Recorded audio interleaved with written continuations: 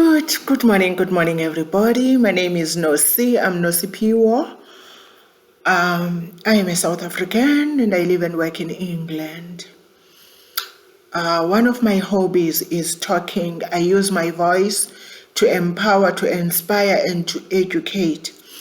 And life has been a journey, quite a good journey, but with me, I believe that I've seen it all. It has been a journey with ups and downs that you can learn from.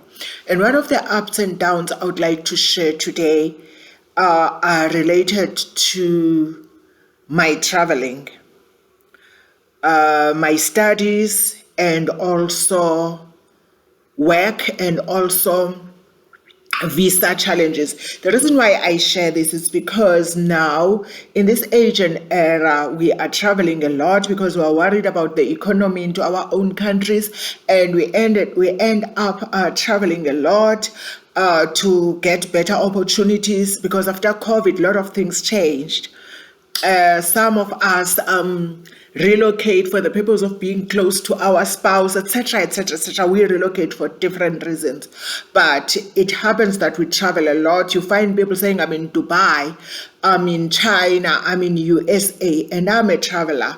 So maybe you can learn from my experiences of traveling. Today, in fact, I have two stories. One in China, where I was almost robbed by Nigerians in China. And then the second one is where I got arrested for visa purposes in Ireland. I would like to talk about that one. And I didn't even know that you get arrested. Hey, let me tell you this. Life, ubomi, is a journey. So what happened? I traveled from South Africa to Ireland. South Africans do not need a visa in Ireland. You know what teenagers say when we caution them on many things? It just comes into my mind as I sip my cup of tea. I like black tea. Teenagers have a tendency of saying we mustn't educate them using our own time. We have lived our time. We must allow them to make their own mistakes. Challenge is, we paid the price for our mistakes.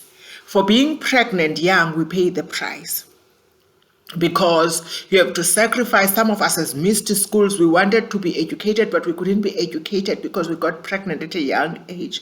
Some of us had to be mothers that are raising children while we educate. Some of us have to be away from our children when we let our parents raise them because we were trying to survive. So teenagers, just listen. There were lessons.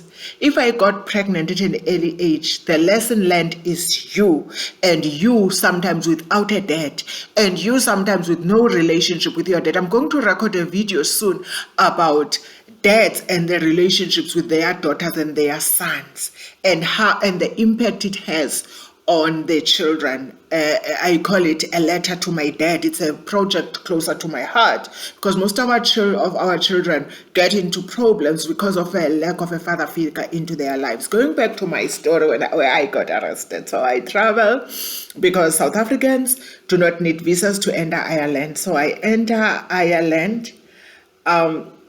It was happening for the first time, and people were shocked because my passport is full, because I'm a traveler. I've been to many countries. So when I arrived there, and I was reminded because it happened recently when I was coming back from South Africa in the London airport before I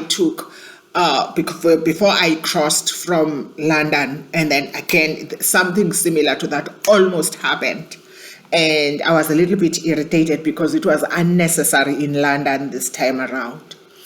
So I travel from South Africa via Dubai and to Ireland. And then I sleep in Dubai because there was a delay in flights in Ireland, and then they put us in a hotel. Okay, I got a chance to rest a bit, which was a blessing, considering what was awaiting me, which was bad. So from Dubai, I get a chance to have a bath and sleep and wake up and take the next flight and have lunch and go back to the airport and take the next flight. I would like to also share a video of how I got sick in the airport in Doha, and I had to sleep overnight. I was not allowed into the plane because I was sick. I've seen it all. I've been through a lot. Continuing with my story of how I got arrested and detained for visa in Ireland, a country where South Africans are not allowed to have visas. So I am at the airport. I'm accepted in a school to study. One thing also about me is in my own right, I'm highly educated. Currently, I'm having 5 degrees. So in between, I have 6 months courses. So even this time I was about to take a short course, but again with the purpose, with I'm sharing with you for your traveling purposes, that sometimes when you want to enter a country with the purpose of getting a job, you do a course. I know South Africans who have done that in Ireland. They enter with the purpose of getting of studying, but you know that by the end of your studies you have a job. And I wish I had this information before, because I would have applied and done maybe my master's degree in Ireland and stay there. But it was not in God's plan that I be Irish. God wanted me to be in England, and there are so many good things that are happening in my life as I'm staying in England, and I travel in other countries when I have time. So when they're about to arrest you, they stop you. And when they stop you, they would say, we would like to have your phone. Remember, you're not prepared. You have not even deleted your emails. And in my phone, there were promises of jobs, which I knew they would happen. And there was also something that we call a home share, where you share. Remind me to also talk about home share soon, which is very important when you travel single, because you save a lot of money in terms of your accommodation, because accommodation can be very expensive in foreign countries. So what happened is they just take my laptop, they take my 2 phones, and I had conversations that are not deleted, which says I will just be in a course for 3 months and I will stay for a job, and got employed and be paid in Irish money. Is it euros? The Irish money, maybe it's euros. Okay. Then they take everything, then they allow you to sit there, then they go through your phone, through your messages, through your text. Without me knowing, I'm told to sit there and people are entering the country. Now I ask them what's going on. Then they say, we're not allowing you into the country because you are deceiving us. You should get an employment offer to come here because you are deceiving us. You want to do the course, whereas you are coming for employment. So you should be employed while in your country. That time, I don't have time to be employed while I'm in my country. I just want to enter that country and be employed. So what happened was that I tried to fight, but it didn't help. But I asked them that time to even call my fiance or partner, because they were saying, and in my bank, remember I've got 2 banks, but they accessed only 1 bank and did not see how much I have. And in my bank, if I'm coming for only 3 months, I should have a certain amount of money, of which money in my bank was lesser than what they were wanting. So I tell them that my fiance affords. He's going to pay for me if I run out of money in any country. He affords to pay. No, they refuse. What was worse for me was that there was a white girl who was in the same scenario. Also, they rejected her. She has a master's degree like me. But what I noticed was that the Irish people were treating her better than me, whereas we both hold a master's degree in different countries, because her story was with a master's degree, but they were also refusing her entry, and she was also told to appeal. I didn't appeal because I got irritated by the whole treatment, and I didn't want to be in Ireland again. The funniest part is that when I was coming to England, my transit was in Ireland, the country that I just don't like to be. Okay, to cut the story short, you stay overnight. Now you are like arrested. You are asked, is there anyone you want to call? 1 person. So I contacted my fiance and I told him that this and this and this. He knew about my traveling. And this had happened. Okay, we talk about it. And then I say, maybe I think I'll be deported back to South Africa. And then what I hated the most was that me and the white girl were in the same situation. She was put in an overnight jail that was better than me, but mine was stinking. It was like a jail. It has a hole where you have to pee. And you are not even given a blanket, you are given a mattress. And that time it was very cold.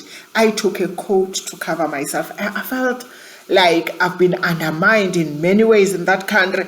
Why was that girl not also put in the same situation like me? I don't use color to defend myself. I use my mind. I fight with my mind. I don't always think I'm disadvantaged because I'm black, but sometimes some people do it so that you feel it. She was treated better than me, even though we were in the same situation, which was fine, and I told them that. So there's something that I hated, which they made you do, where they treat you like a prisoner, like now, like a human rights issue, of which I refused to do it, but at the same time, I didn't want to fight because they could accuse me of many things if I stand up and fight for my rights. I fight for my rights. I stand up. I'm one person who's vocal and would fight for her rights.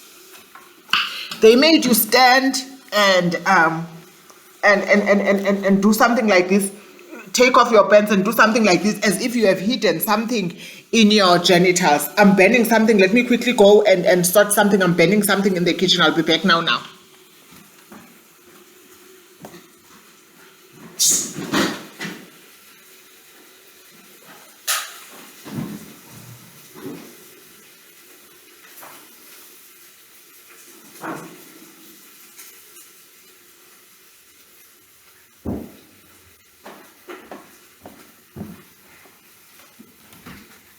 Sorry, I'm back. I was just burning something in the kitchen because I was sitting a lot here. So they made me do like this, like you are doing squats.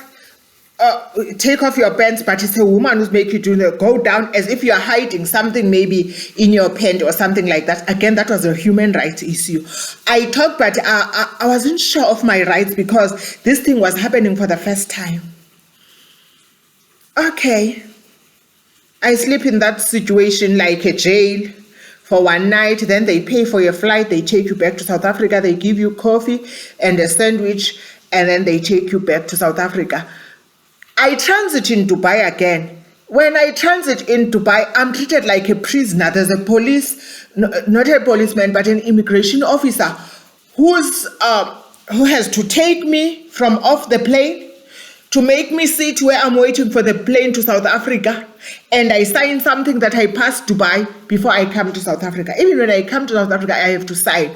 For me, that was a little bit of an insult. Because looking into my passport, I have been already in 5 different countries. I'm a traveler. And this thing was happening for the first time. But for them to treat me that way, it was a little bit undermining. And for me, I don't know if other people have this experience when they are deported. So I was deported. So apparently they wrote that in my passport, of which it was ignored because I traveled after that and some people ignored it. Up until I was in London recently, that's what has reminded me. So I guess this traveling experience to all of us, it has something to do with we all have different experiences of our traveling. While we have different experiences of our own traveling, you have to learn what has happened to other people. My journey overseas, relocation and everything has been different from the journey of other people. Because I had passed and I was in Ireland before, and I was in England, and I was in other countries, Doha, Dubai, and whatever. Nobody has questioned my passport. But when I arrived in London recently, the immigration officer sat me down. I know when you are sat down. I kept on saying, what's going on? And then he said, what happened in Ireland in this year? He mentioned it. I tell him, because I did disclose it even when I was applying for the visa. I'm not hiding it, And then he's saying, okay, sit down here. For good 20 minutes, I'm sitting there, not knowing what is going on. He's writing me a little paper that he is saying he's refusing me entry. Okay, he make phone calls, and I'm so irritated. I'm tired. I just arrived from South Africa. In the end, he doesn't even apologize, but he has the audacity to tell me that I must say thank you because he was clearing this thing so that it doesn't mess my traveling experience. Guys, South Africans do not need a visa to go to Ireland, but do your homework. Don't be like me because I thought it was easy.